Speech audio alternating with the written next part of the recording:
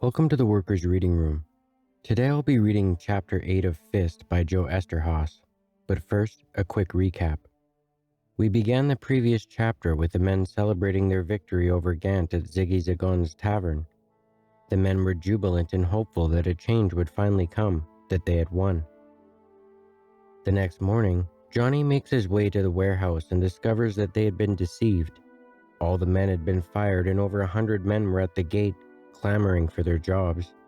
A fight then breaks out between the former workers and the men waiting to replace them. The men are severely beaten by police and arrested. Johnny ends up spending the night in jail, then is released a day early thanks to Vince Doyle's help. After being dropped off by Vince, Johnny refuses to go home and face his mother, so he makes his way to visit Al Dorset at the hospital prison ward instead.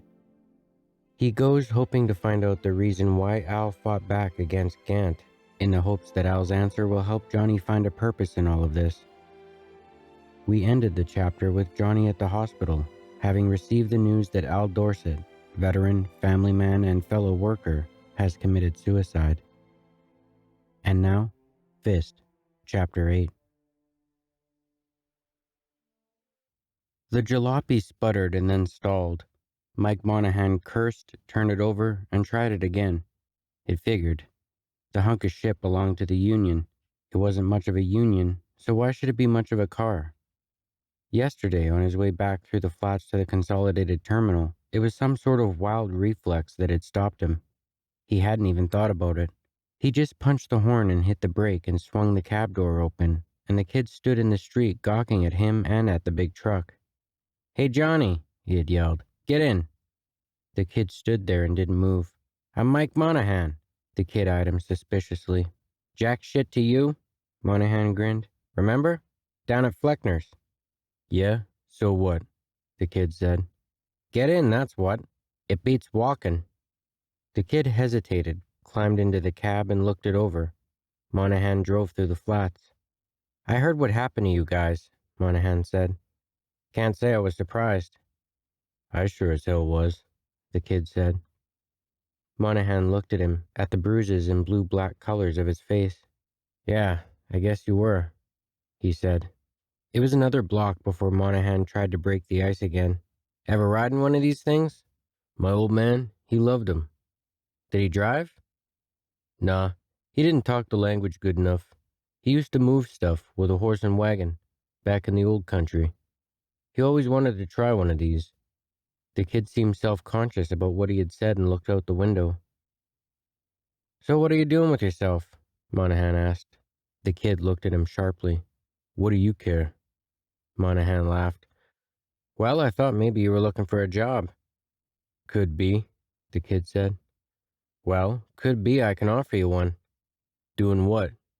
"Oh, doing something where maybe you can get even for what they done to you."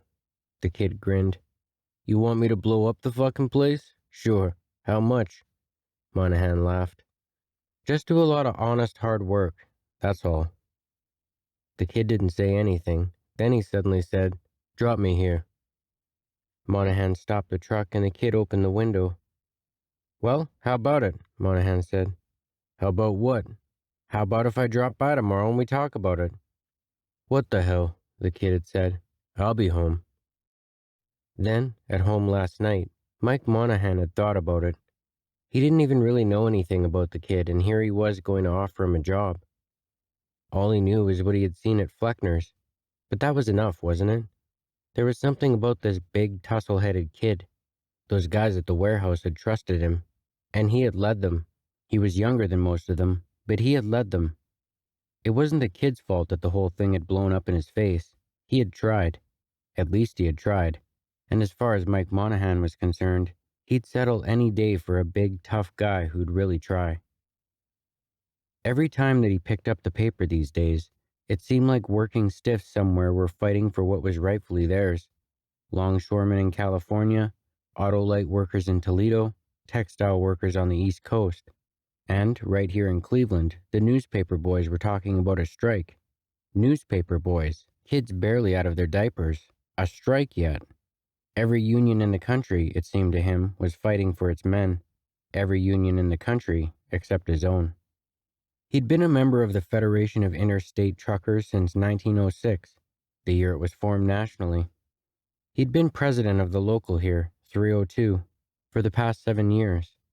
President, vice president, secretary, treasurer, chief cook and bottle washer, number one and only organizer. And in all those years, as far as he could see, they hadn't made any progress. A lot of it, no doubt, was Matt Rafferty's fault. Yeah, sure, he knew that, but there wasn't much he could do about it. Matt was an old road driving buddy of his. Matt had been the national president since the very first year the union was formed, and it seemed to Mike Monahan that all Matt ever did was endorse Democrats and send out bee-in-the-bonnet newsletters about John L. Lewis being a rabble-rouser and a threat to the country. And then Matt came through Cleveland once a year on his way back to the national headquarters in Flint and gave his speech about paying dues on time. And each time Mike Monahan saw him, Matt Rafferty seemed more eager to do what he had always done, not a hell of a lot. Matt had a whole vocabulary full of bromides which he used all the time in his newsletter. He talked about moral duty and capital being the worker's best friend, and how every manjack in the union had to work hard to prevent the next depression. It was all balloon juice and banana oil, Mike Monahan knew. The next depression? Well, what about this one? And moral duty? What kind of mothering Christer babble was that? And capital is the worker's best friend? Since when? Was that why the supervisor wouldn't put a heater into Mike Monahan's truck? The whole trouble was, Mike Monahan sometimes thought, that Matt started wearing suits when he stopped driving a truck, and now Matt's suits had vests inside them, and the vests always had a gold watch and a gold chain hanging off of them. Mike Monahan knew that if there was ever a time for working stiffs to get the better deal in this country, that time was now. Now that FDR was in the White House and the medicine ball-headed great engineer was hiding out someplace. Now that the Blue Eagle was flying its battle colors all over the place. Now that working stiffs didn't have to join company unions anymore. Now that the scurvy yellow dog was howling in pain and looked ready to die. Now that, thanks to Section 7A of the NIRA, working stiffs everywhere had the right to organize themselves. To bargain with their two-faced, fat-assed bosses. Through men they themselves picked to represent them. Men who wouldn't sell them out for an extra $1 a week in their paychecks. Meanwhile, with all this going on, with workers reaching for picket signs everywhere, Mike Monahan's own union was all talk and no cider. Unity? Hell, they didn't even have much communication with each other. There were some locals which didn't even bother to tell Matt Rafferty what they were doing, which meant that no local could ever really back another one up. Not that there had ever been any need for that anyway. As far as Mike Monahan knew, no Federation local had ever gone out on strike.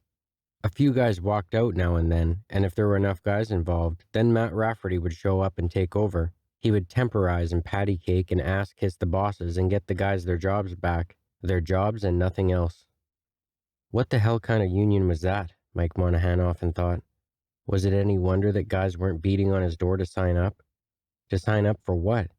If somebody who belonged to Local 302 had a problem and Mike Monahan went in to talk to the supervisor for him, he barely got the time of day. Jesus Christ, he was the president of the goddamn local and he couldn't even get a heater for himself. And whenever he did go in for somebody, he had to go in on his belly. If they said no, or if they laughed at him, what could he do about it? Call a strike? With the number of men he had signed up? The goddamn newspaper boys were probably better organized. Mike Monahan knew too that some of it was probably his own fault. He was no leader. He was just an ordinary truck driver. He knew the road. He'd been driving since the time a highway meant a gravel path, back in the days when trucks could only carry candy-ass payloads, when they were equipped with solid rubber tires and couldn't be pushed much over 30 miles an hour. He was a motorman. He knew how to get a truck from one place to another as fast as possible, but he didn't have the same talent with men. From what he had seen that night at Fleckner's, though, this Kovac kid did.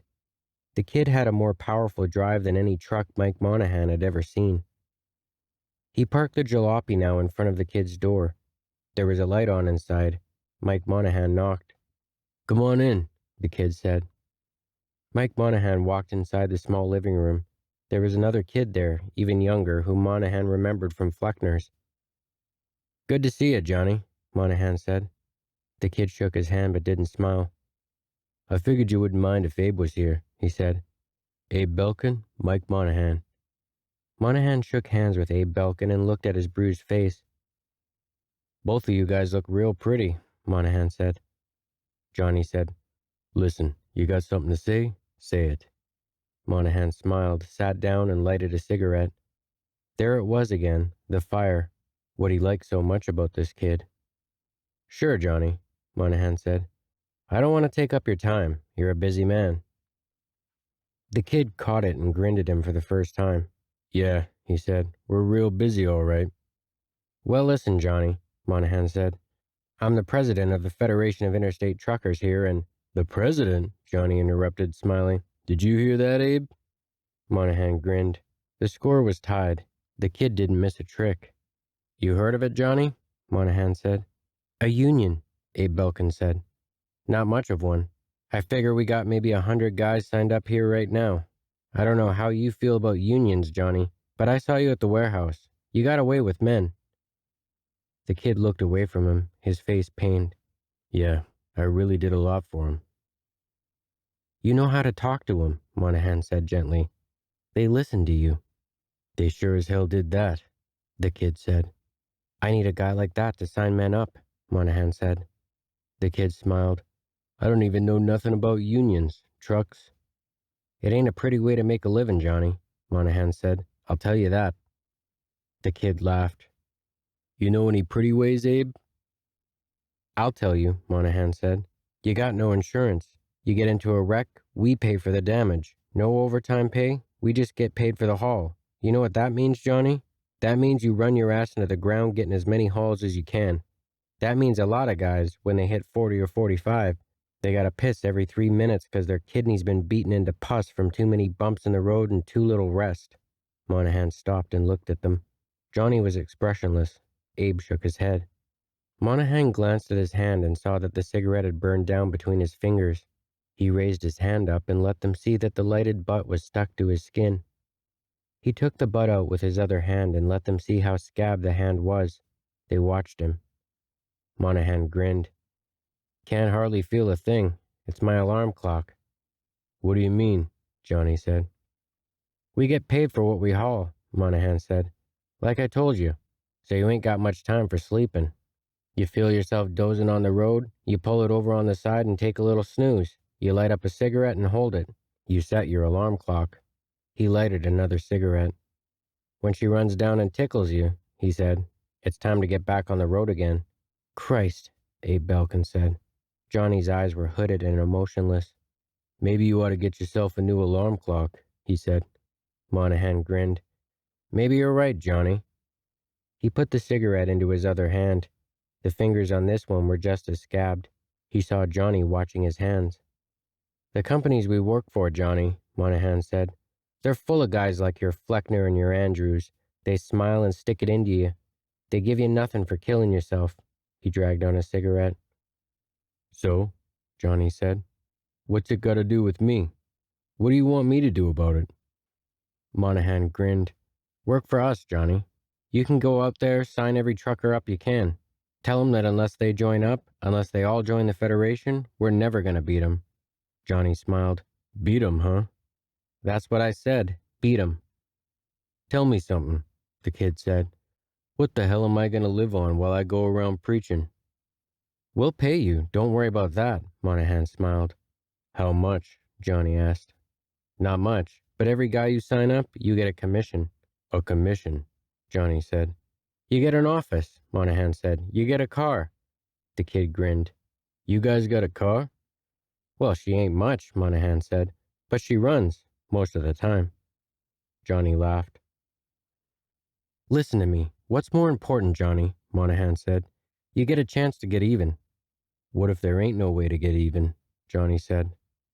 You don't believe that yourself, Monahan said. To get even with every smiling, flabby company bastard you ever saw. Johnny looked at him, got up, and paced around the room. He didn't say anything for a long time. I don't know, he said finally. I don't know. I don't hardly know nothing about trucks even.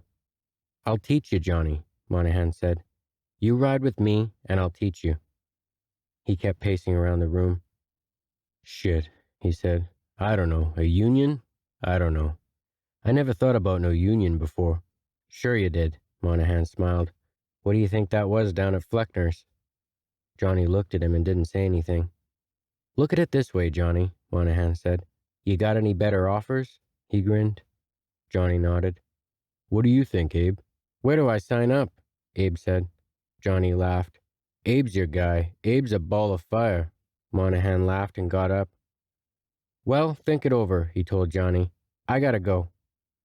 At the door, Monahan turned back. He had been saving it. He wanted this big kid to take the job. Maybe this would do it. Jesus, Johnny, he said, leading him into it. You took the bastard's buzzer. Yeah, the kid smiled. At least I got that. Monahan measured him and threw the punch. I was back there yesterday. He's got a brand new one. The kid stopped smiling and stood there like he'd been cold-cocked. Between the eyes, Monahan thought. I got him between the eyes. See ya, Johnny, he said, and walked out of the house. Johnny stood at the living room window watching Monahan trying to start his jalopy. Look at that clunker, he said. He calls that thing a car? Abe sat on the couch, lost in his thoughts. That was something about Gant's buzzer, he said. Johnny turned away from the window and looked at him.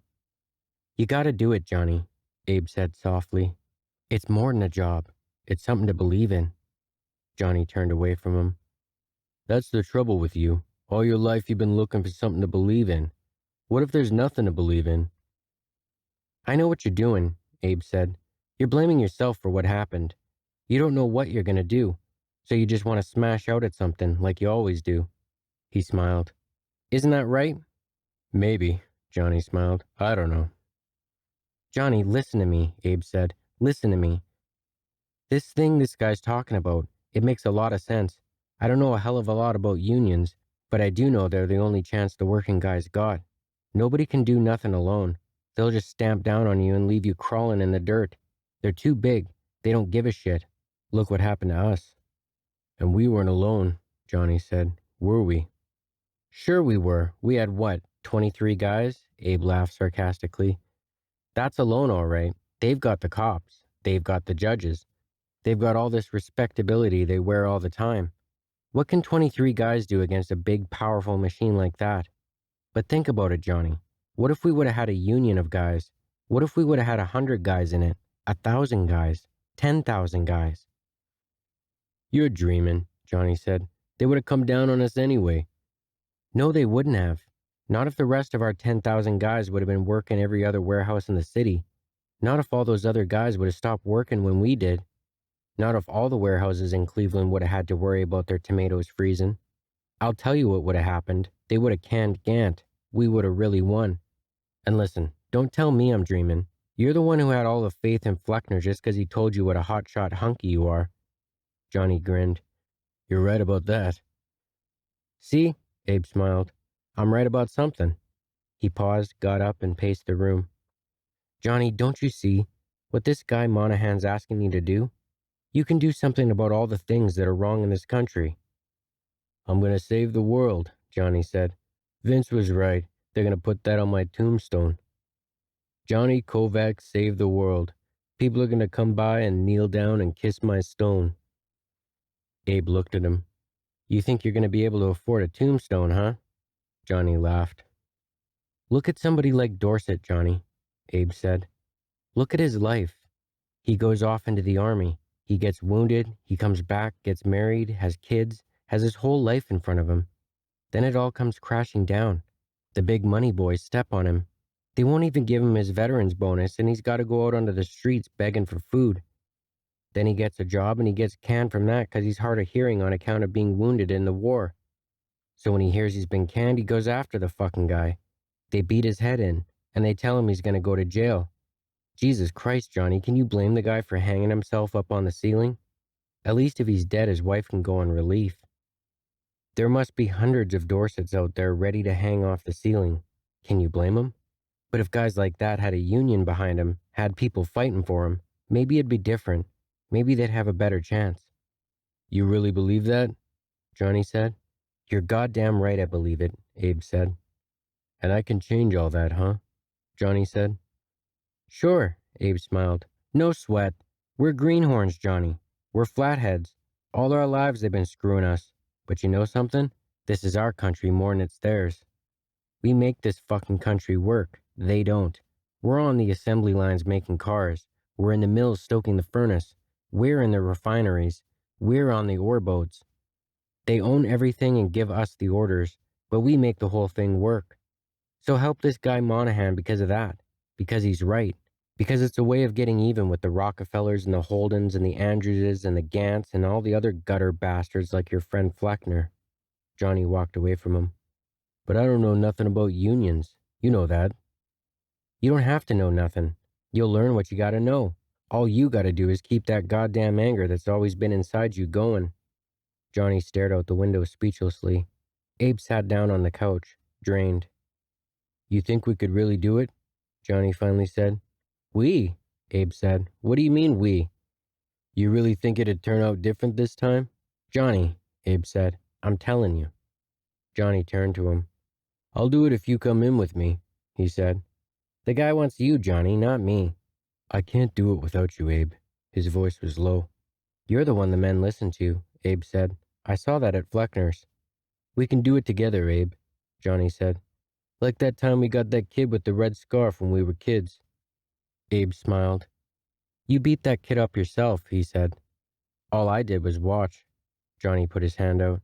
Shake on it, Abe. You don't need me, Johnny. You can do it yourself. Shake on it, Johnny said. You're my brother, ain't you?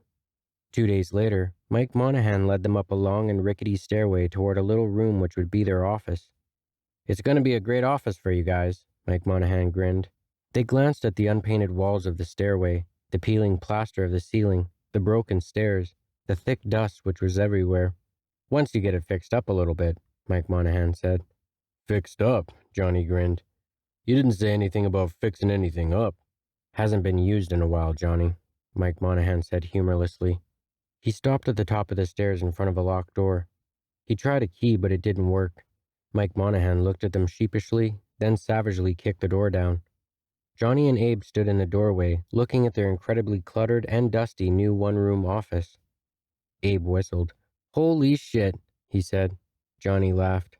Monahan led them into the room and went to its single window, which was caked with dirt. He cleaned a spot on his shirt sleeves and peered through it. It's got a great view, he said.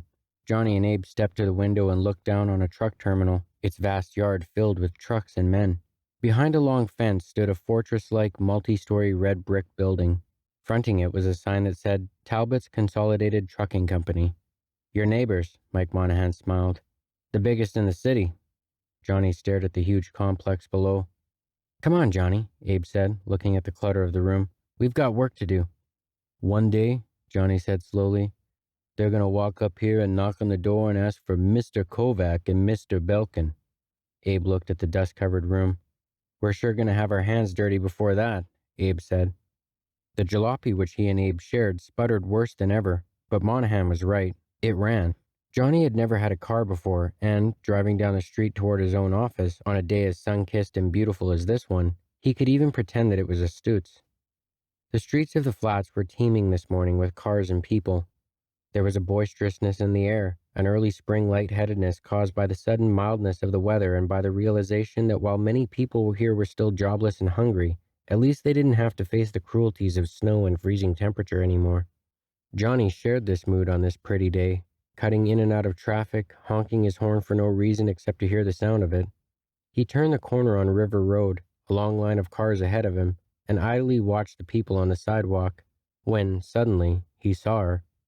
She was wearing a plain blue dress, walking down the street with her head high in the air, her back straight, her eyes looking nowhere but ahead. Her blonde hair was up in a bun on the top of her head, and he could see her thin, swan-like neck. He had been thinking about her all these months, and he couldn't believe now that she was only a few feet away from him. But he was hemmed in by traffic, and all he could do was watch her. He honked the horn at her, once, twice, 3 times. The driver in the car in front of him turned back and waved his fist, but the girl didn't even look back. She marched resolutely down the street, taking long, loping steps which showed off her legs and figure.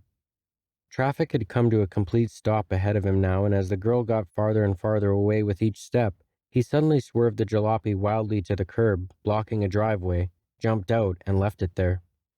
He ran down the street after her. She didn't even glance back when she heard his pounding footsteps behind her, didn't even look at him when he was right next to her, his heart pounding and out of breath. "Hey, Anna," he said. "Remember me?" She glanced at him and kept walking. "So?" "So?" he laughed. "So you can't slow down a little? You running a race?" She looked at him angrily and took even faster steps. He grinned. "Listen, you got me into a fight." She kept marching ahead and didn't say anything. "I didn't ask you to stick your nose in," she finally said. He smiled. "I was just trying to help you, Anna." He said it as innocently as he could. "Yourself, you mean," she said. "Myself," he laughed. "I heard you," she said curtly. "Whistle." "Can a guy whistle?" He laughed. "Go ahead and whistle," she said. "I don't care." She kept walking ahead. "My name is Johnny Kovac." She didn't say anything. "What's your name?" "You know what my name is," she said. "Your last name." She stopped and looked at him. "Why?" He laughed. "What do you mean, why? You got a last name, don't you?" She started walking again without answering him. He caught up with her. "Well, don't you?" he said. "Melsbacus." "Melsbacus, huh? What's that, some kind of Polak?" "It's Lithuanian," she said, proud, offended. "Last Polak I met was colored," he grinned. She stopped and turned to him angrily. "I am not a Polak," she said. "I'm Lithuanian, and there are no colored Polish people either." "That's what you think," he laughed. She started walking faster, trying to get away from him. "Leave me alone," she said. "Jesus, I didn't mean nothing. It's true. His name's Dombrowski. He's a hell of a guy. I swear to God."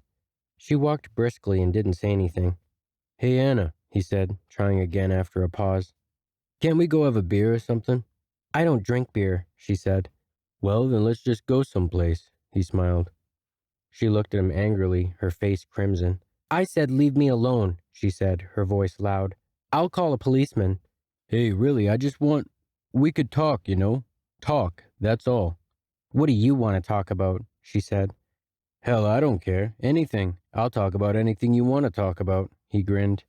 "Anything. Baseball, Joe Louis, the Depression, the price of nickel apples." He thought that was funny and smiled. She didn't smile.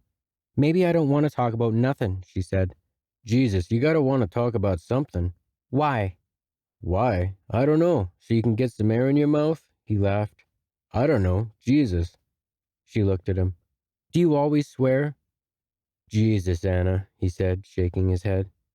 She looked at him reproachfully and kept walking. "Where are you going?" he asked. "Why?" "Is that all you can say? Why?" He laughed. "I got a car. I can give you a ride." "I don't go for rides." "Well, where are you going anyway?" he said, exasperated now. "Here," she said. "I work here." And she turned into the doorway of a dime store, leaving him on the sidewalk with his mouth hanging open. "Damn it," he said. "Can't you even say goodbye?" "Goodbye." She walked into the store and didn't even look back at him when she said it. He spent his days learning to be what Monahan grinningly called him, a union man. But almost everything he learned about his local discouraged him. They only had 92 men. They didn't even have a place to meet. They held their meetings infrequently in a variety of places. A bowling alley off of Public Square, the back room of a saloon in Little Italy, a funeral parlor near the West Side Market. "A funeral parlor," Johnny said to Abe. "Can you believe that? That's the first thing we're going to change around here. We're not going to hold no meetings with no dead bodies around." The priest at St. Stephen's in the Flats agreed to let Johnny use the church hall for meetings, as long as he promised the men wouldn't disturb the nuns next door with their noise. Johnny promised the priest the meetings would be quiet, and then he told Abe, "One day we're going to make so much noise in there, they'll hear us at the top floor of the terminal tower." Monahan wanted to call a meeting immediately to introduce the two of them to the membership, but Johnny dissuaded him. "I've got nothing to say to him now, Mike," he said. "I want to find out some stuff first. I want to try to sign up some guys before I go making any speeches." He soon discovered that many men were afraid to join the union, and even many of those who had joined were afraid to go to the meetings. "It works like this," Deke Mossy told him over a beer in Monahan's kitchen. He was a lanky, scar-faced man who'd been driving for more than a decade. "If they know you joined up, they won't do nothing open against you, but they'll do sneaky things. They'll give you bad trips, or they'll send you out on the road knowing something's wrong with the truck, knowing you're going to break down. You lose time that way and you lose money. Or they'll overload you. That's probably the worst. You can't handle the rig when you're overloaded and it's easy to get into an accident. And even if you don't get hurt, you're going to have to pay the piper on the damage. Other men wouldn't join the union, Johnny found, because they couldn't afford the dues. I don't blame 'em, said Bucky Bankston, a freckle-faced hillbilly who drove for Endicott. It's $3 a month. You know all the stuff you can buy nowadays for $3 a month? It's a goddamn fortune. Even if Monahan here looks the other way for a couple of months, still you're going to have to pay up sooner or later. $3 a month buys a lot of baby clothes. Who says it's got to be $3 a month? Johnny asked. Matt Rafferty, Monahan said. It's been $3 for years. What happens if somebody don't pay? If they don't pay for 3 months, Monahan said, they're out of the union. Bankston laughed. Listen, Johnny, if Monahan wouldn't always be fidging what he sends in, if he wouldn't be months late with his reports sometimes, there wouldn't be no Local 302. Of the 4 major trucking companies in the city, Johnny learned, of Endicott, Weston, Collette, and Talbot's Consolidated was the most powerful. Sometimes I think old man Talbot and his kid run all of them, Monahan told him. The Talbots set the wages, the others just follow. If old man Talbot agrees to something on Friday, I know sure as hell the others are going to agree Monday morning. What kind of guy is this Talbot? Johnny asked. The old man? Monahan laughed. He's okay, I guess, for one of those big money boys. I don't see him hardly, though. None of us drivers see him, and when I got to talk to him about something, they have me talk to their lawyer, a guy named St. Clair. What's he like? Johnny said. He's a prick, an 18-carat, 1,000% prick. You'll find out. Johnny liked the plain-spoken, hard-nosed union men that he met. He read the newspapers carefully now each day for the first time in his life, and read about union men in other places fighting their battles. And while he certainly didn't feel like a union man himself yet, just reading about these things excited him. He had been an outsider all his life, and these union men, they were outsiders just like him, fighting to stay alive. It was a battle, the newspapers told him, which was sweeping the country. In Georgia, they were setting up a concentration camp for pickets. A district attorney said, "Give me 20 tough armed men and I'll clean the sons of bitches off the picket line." In Pittsburgh, a company kept loaded machine guns aimed at its workers. And sometimes, Johnny saw, they were perfectly willing to use those guns. In a company town in Wisconsin, 2 pickets were killed and 34 wounded. 15 striking textile workers were killed in New England. Over in Toledo, 27 strikers were shot, many of them in the back. Johnny read about men named Green and Dubinsky and Hillman, men who, like him, had made it their business to build unions. But the man he kept hearing and reading about the most, the man who fascinated him, was John L. Lewis, Big John, who sent sound trucks into the coal fields saying that anybody who wouldn't join his union was unpatriotic, who punched out a man on a speaker's platform in full view of thousands of people because the man had called him a bastard, who took 70,000 men out on a strike in Pennsylvania and West Virginia. 70,000 guys, Johnny said to Abe. That's a whole city. Abe laughed. All I said was 10,000, Johnny, and you thought I was nuts. A few days later, Abe read him something from the paper. It was part of a speech John L. Lewis had given. The aim of our movement is to organize the workers in order that they may obtain a large participation in the benefits of modern industry. Abe read the words slowly and carefully. Now listen to this, Johnny, he said. I am not blind to the fact that such a movement has other consequences. Its byproduct is political, in the sense that through their organization, the workers of America will acquire greater participation in the government of this country. What we want to create is an industrial democracy. Abe put the newspaper down and looked at him. An industrial democracy, Johnny. I told you we could do it. We can change the whole country, make it ours.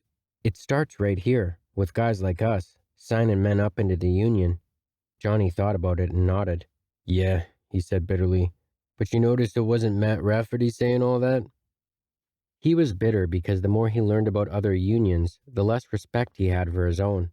Truckers, big, tough guys, and they had never been out on a strike. They had a national president, he discovered as he talked to the men of the local, who was thought of as a blowhard and a drunk.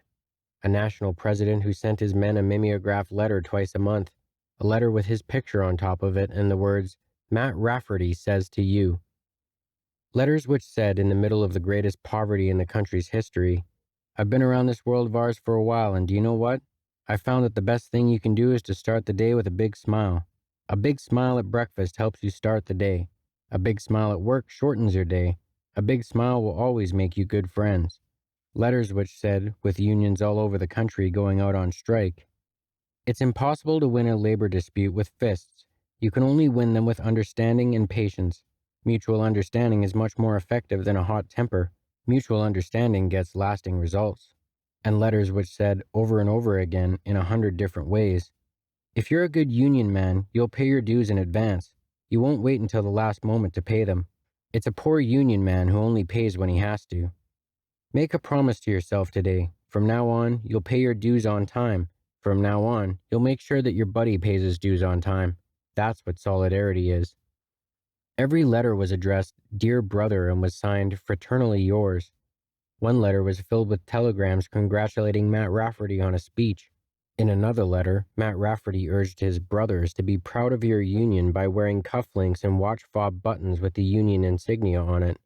The cufflinks and watch fob buttons could be ordered from the national headquarters at 246 Summit Road in Flint, Michigan, by mail.